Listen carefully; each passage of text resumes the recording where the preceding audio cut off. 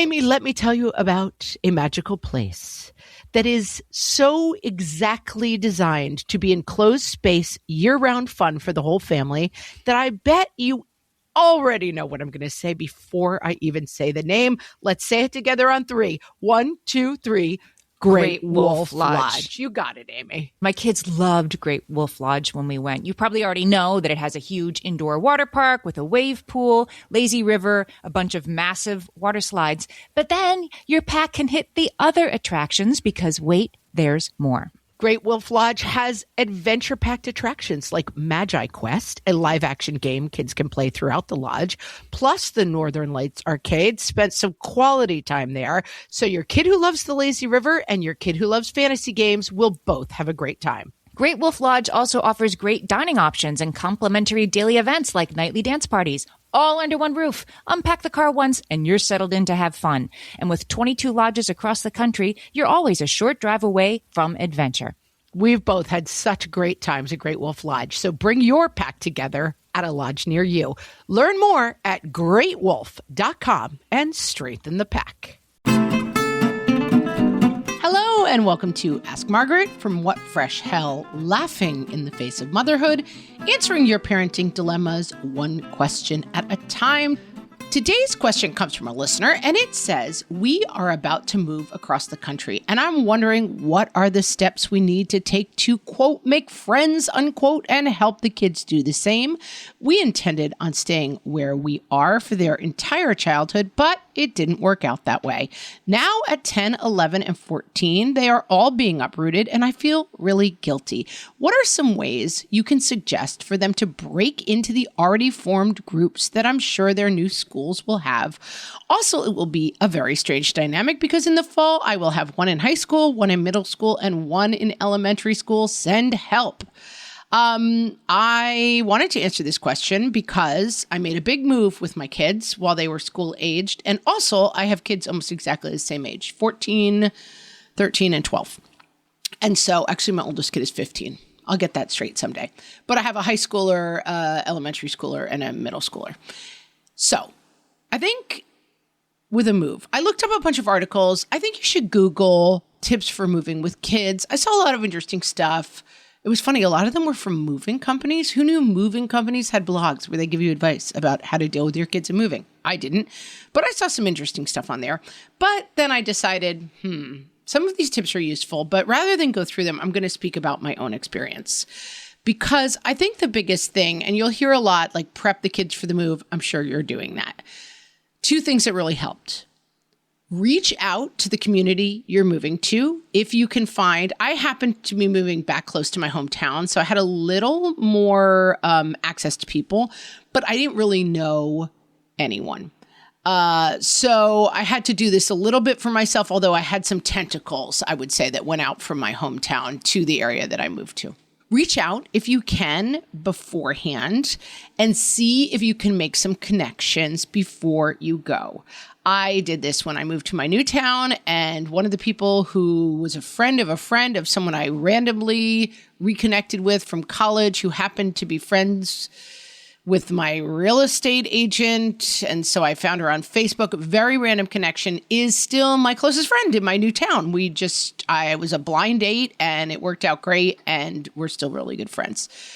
So I would definitely suggest any way you can reach out. You may reach out through the school and say, if your kid plays soccer, is there a soccer group and a Facebook group, and see what connections you can make. The easiest one to do this for is going to be your elementary schooler. 2 of my kids' friends are people who reached out. The teacher reached out to whatever group we have, Facebook group or whatever group that they have, portal, and said, we have a new kid coming in and this is their name. I reached out to the teacher. I said, hey, shoot me that mom's email and I will have the kid over for a play date, because people did that for us when we were moving.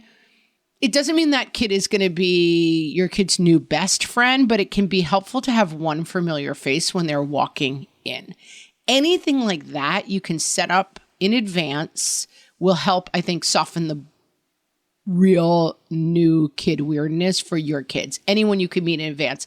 If you have the summer before the move, sign them up for camp. If it's soccer camp, lean into the activities they're already doing. So like they're good at soccer, they should take the school soccer camp before school. Then they're going to know familiar faces when they walk in, and there's always going to be new kids at camp. So it's not quite such cold water. If there's a town camp sign, the elementary school are up for it over the summer. That way they have familiar faces. Another tip that I would say is when I was moving from California to New York, big move. It was a new town for me. It was in the area that I had grown up in, but I didn't know anyone at all in the town. And it was quite lonely. And I remember probably 6 or 8 weeks in, we live in the suburbs of New York City. I knew friends in New York City. I said to my husband completely seriously, oh, I guess we're just going to be friends with our friends in the city and our kids will just go to school here, because I hadn't made any friends and I'm a pretty extroverted person and I was talking to people, but I felt very much outside of what was going on in the town and very not unincluded, like people were not including me, but just I felt, and I had kind of taken a lot of the tips. I joined one of the community activity groups. I was trying to join stuff. I went to like a dinner that was sponsored by somebody, and I just was sort of so square peggy. I could not find my people and my place. And I really had a moment of thinking like, well, this is just not going to work out. I wasn't that freaked out about it because I was like, we have other friends and I have family around. Like, I guess we don't really need friends in the town. It'll be fine. We'll just send our kids. I think it's easier for the kids, honestly. Kids will make friends in a new environment. Look up those tips. Follow a couple of the tips I talked about. For yourself, I would mark 3 months, 6 months, 9 months, and 1 year on the calendar. And assess at 3 months how it's going. Are you finding friends on the soccer sidelines? Is it feeling natural? Or do you have to do a little bit of work to seek it out? The reason I say put the times on the calendar is because I think it can feel in the way that it did for me, like we've been here forever and we still don't have friends and it's not going well. And it can feel this way maybe for that teenager as well. We've been here forever and it's terrible.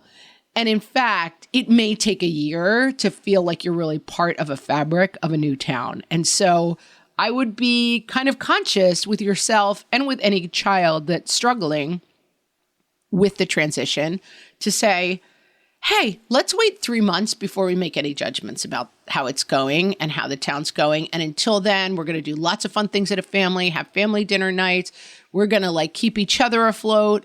And then at 3 months, we'll see how it's going. 3 months, you kind of assess it. Maybe you've started to form some new friendships. Things are looking exciting, maybe on some fronts. Some people are doing great. Some people are struggling. We assess it. Next up, it's 6 months. And then you really have some markers so it doesn't feel like you're just lost in this morass of this stinks. We're not happy. This move was a huge mistake. And we've been here all this time and it's not working. And I think lots of good conversations about it. How's it going? I think the kids are going to be fine. I think for the grownups, it'll take a little bit longer. But just keep seeking out those connections. I've now been in my town for, almost 10 years, I bet. Can't imagine being anywhere else. And I hope that is your experience as well. I hope that helps. If you have a question for myself or Amy, you can ask them on our Facebook group, facebook.com/whatfreshhellcast. Nope, /groups/whatfreshhellcast. You can send them to info@whatfreshhellpodcast.com.